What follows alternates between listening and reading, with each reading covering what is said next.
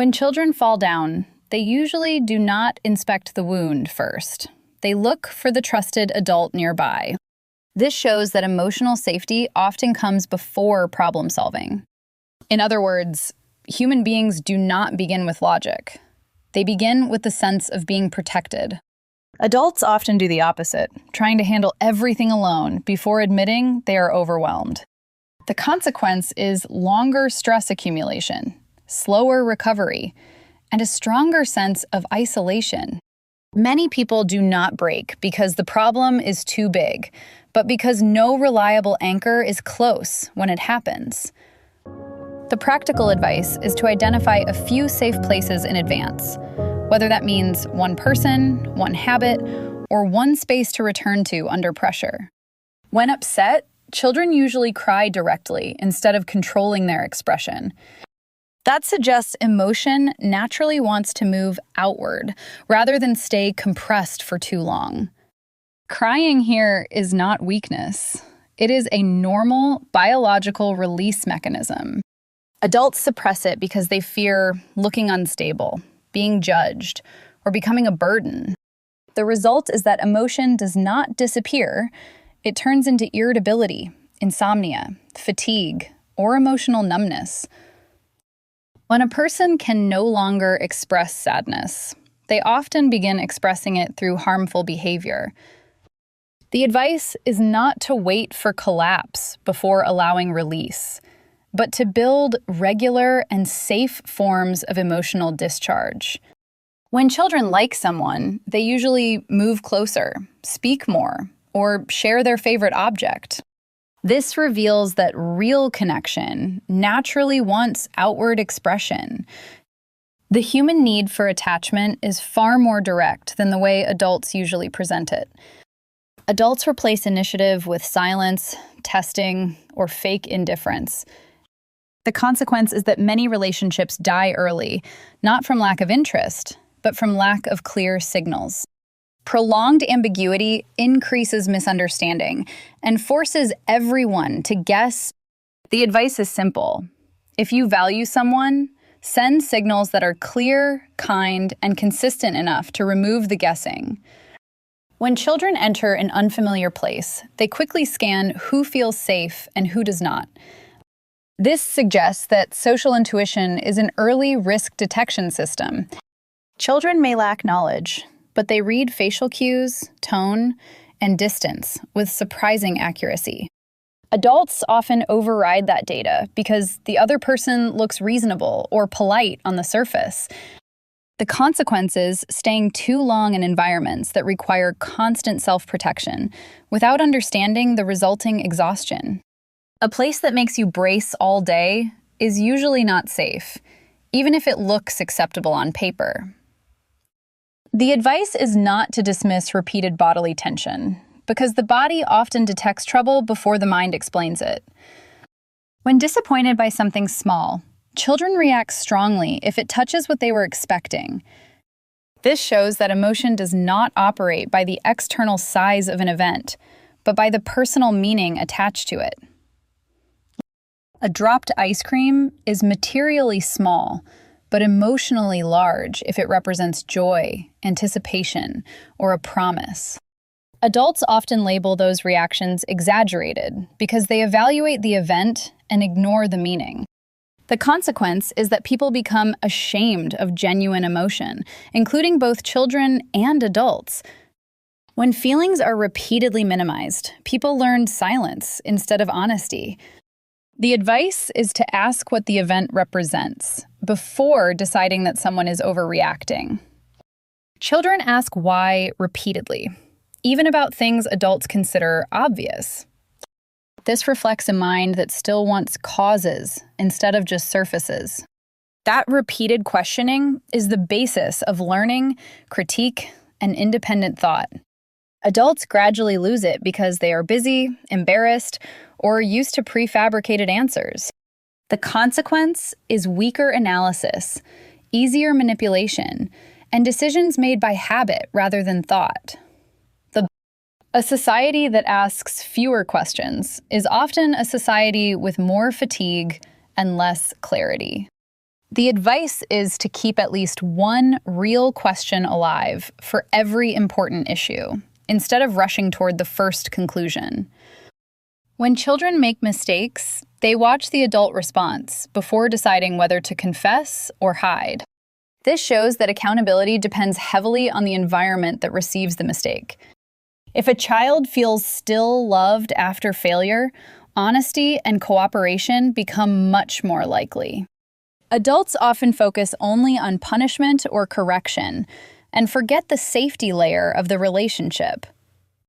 The consequence is that people learn avoidance, excuses, or lying as self-protection instead of growth. Over time, punishment-only environments produce people who hide better rather than mature better. The advice is to separate the person from the behavior, so correction remains possible without destroying receptivity. When tired, children sleep. When hungry, they ask for food. And when overloaded, they cling to someone familiar. This suggests that basic human needs are actually clear when they are not over-socialized. Body and emotion originally function as one system, signaling and responding in direct sequence. Adults often delay meals, ignore exhaustion, push through depletion, and call it responsibility. The consequence is a nervous system permanently indebted to rest, leading to irritability, poor focus, and quiet burnout. Many emotional problems worsen simply because biological needs are neglected for too long. The advice is not to overcomplicate psychology before first checking sleep, food, breaks, and workload. When children are noticed in the right way, their energy often changes almost instantly. That shows how strongly human beings need to be seen and recognized. Quality attention is not indulgence. It is a form of psychological nutrition. Adults claim not to need recognition, yet their mood drops quickly when they are consistently overlooked. The consequence of living without acknowledgement is reduced motivation, self-doubt, and gradual withdrawal from connection. A person unseen for too long often becomes either excessively loud for attention or excessively quiet for protection. The advice is to give quality attention intentionally, and also learn to ask for it clearly when necessary. When happy, children often run to show someone what made them happy. This reveals that joy naturally wants to be shared, not merely possessed. Happiness tends to intensify when it is witnessed and answered. Adults have the same need. They just express it through texts, photos, or stories. The consequence of having no one to share with is that joy loses intensity, and life begins to feel flatter. A life without companionship is poor not only in sorrow, but also in celebration. The advice is not to build support only for crisis, but also for sharing ordinary good moments. When ignored in conversation, children interrupt clearly to pull attention back. This shows that fear of exclusion emerges very early in human life. Being overlooked is not just briefly annoying. It affects the deeper question of whether one matters. Adults do not tug sleeves like children, but they check phones, wait for replies, and hurt when dismissed. The consequence of prolonged exclusion is insecurity, excessive defensiveness, and dependence on outside validation. Someone overlooked too often will eventually cling too hard or cut off too hard. The advice is to communicate preferred levels of presence instead of forcing others to guess until resentment builds. Children believe praise quickly and are hurt deeply by criticism. This reveals that self-worth is initially built through reflected eyes and repeated language. Human beings are not born with a stable self-image. They learn it through interaction. Adults think they are immune, but they remain strongly shaped by how bosses, partners, and family members view them. The consequence of prolonged criticism is distorted self-image and reduced willingness to experiment or try. By contrast, Good feedback does not create delusion when it is specific, fair, and tied to real effort. The advice is to use more precise language, because what you say repeatedly becomes the listener's inner voice. A child can repeat the same game many times and remain fully absorbed. This shows that human beings do not need novelty alone. They also need predictability, mastery, and safety. Repetition stabilizes the nervous system and strengthens skill. Adults undervalue this and push themselves toward endless new stimulation. The consequence is deep boredom, weak concentration, and poor habit formation. Not everything repetitive is deadening. Many things repeated correctly are exactly what builds stability and competence. The advice is to design good loops on purpose instead of living only by random stimulation. When children see someone crying, many of them freeze briefly and then move closer. This suggests that empathy appears early and is not only a moral lesson imposed from outside. Human beings resonate with one another emotionally before finishing any ethical education. Adults still have that capacity, but often block it with speed, discomfort, and self-protection. The consequence is a society that may run efficiently, yet remain poor in emotional support. A community with low empathic response forces each person to carry pain alone, longer than necessary.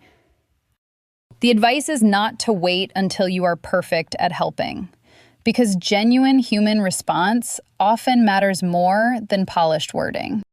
In the end, what children do every day is not just childish behavior. It is live data about human nature. Watching them shows how needs for safety, connection, recognition, rest, empathy, and meaning actually operate over. The problem is not that adults lose these needs, but that they learn to hide them behind more complex language. The consequence of denying human nature is living against real needs for so long that exhaustion feels mysterious. Many adult crises begin with basic needs being starved over an extended period. If we fail to identify that, we will continue misnaming the problem and treating the wrong layer.